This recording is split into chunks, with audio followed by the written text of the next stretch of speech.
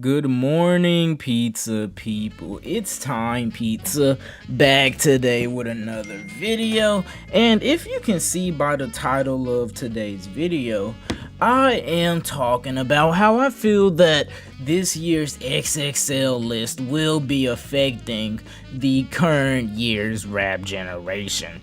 And I just want to stand out and say this because this year's XXL Freshman List is fast approaching, and honestly it feels like we've been getting so much quantity of music and so much, like, I won't say we didn't get quality, but I will definitely say we haven't been getting like the highest aptitude of music because there has been a certain wave that has been followed and almost like a second coming of the SoundCloud generation, just not as unique or good. But I'm not saying these new rappers are trash, I'm just saying they're nothing like the 2015 or even 2014 to 2018 wave, for real.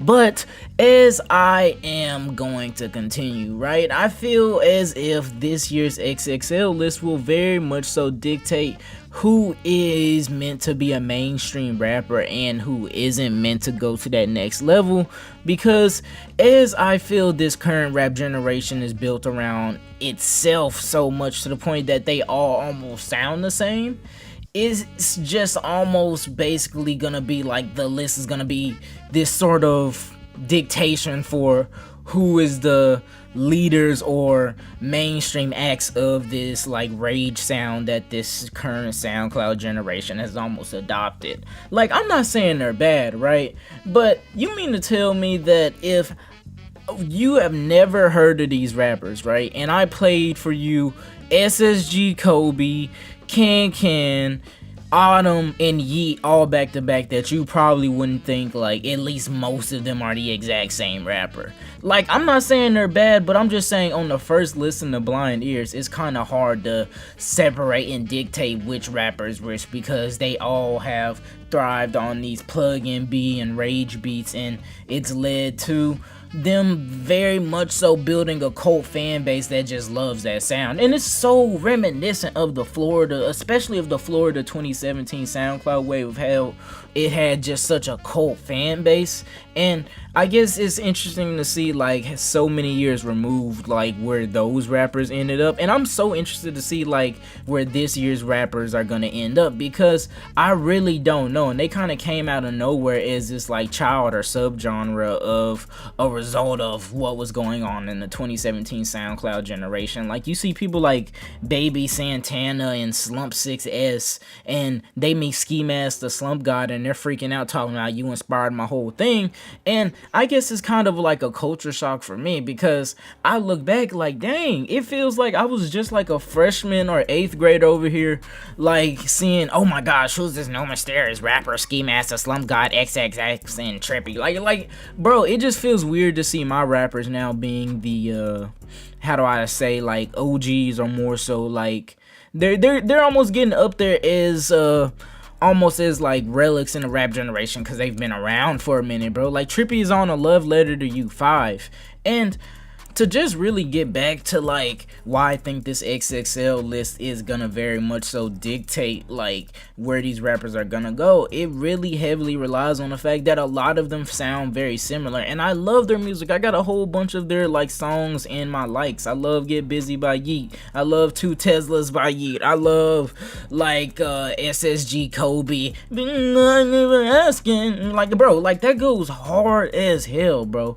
But it just feels like with them coming from so much of the same clique, like as we saw back in like with the 2017 and the 2016 list and the 2015 and like every XXL list, a lot of people don't make the cut. And unfortunately, some people that were also blowing up that year that didn't make the cut for the XXL list, they tend to be forgotten as, oh, that was just a rapper that blew up that year.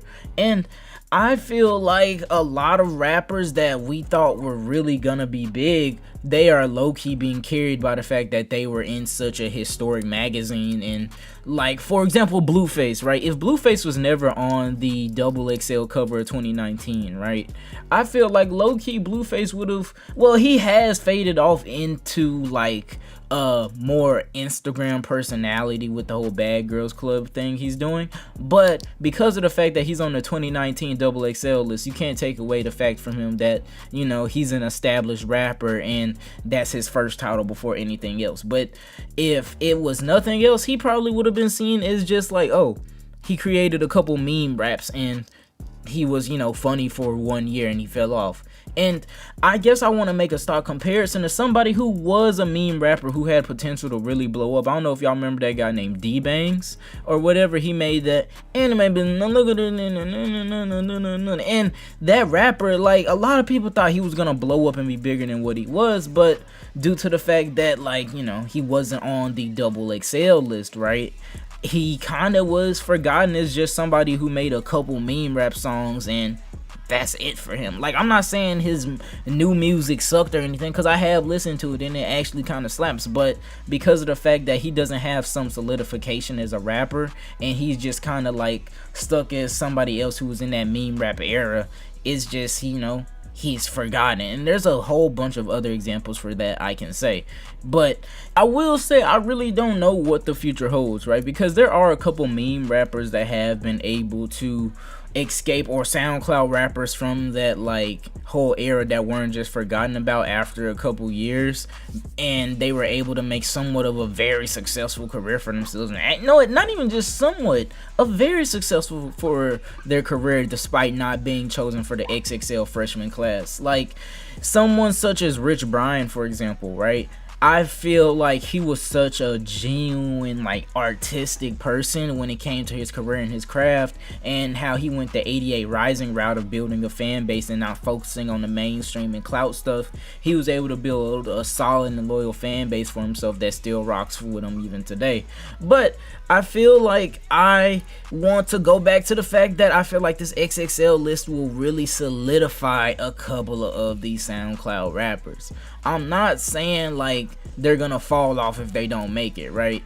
But I'm just saying, you know, you never know what the future holds for like the rap game and how important it is for this list. Like I feel like a lot of people doubt the importance of the XXL cover, but it low-key keeps your career alive when, you know, it's almost like everybody's forgotten about you. It's like, hey, he was on XXL though. So just like, let me know what you think about that, right? Like, let me know if I'm tweaking in regards to this, because I guess other people I want to mention that were low-key about to blow up, maybe not D-Bangs, he only had like one song that really blew up, but someone like Skinny from the 9, for example, they were almost on the XXL cover and they were essentially like just told no, and that almost like made them fall off because they weren't solidified in the XXL as a real rapper. Now they're just somebody who made a couple songs in 2018 and was lit for a little bit. Now they fell off. Like, this list is important whether y'all like are thinking about it or not. Let me know if I was just rambling and tweaking. Let me know if you think I'm right. But until next time, my name is Omnipotent Pizza, and I'm so excited for XXL. Let me know who y'all think is gonna make it. We move!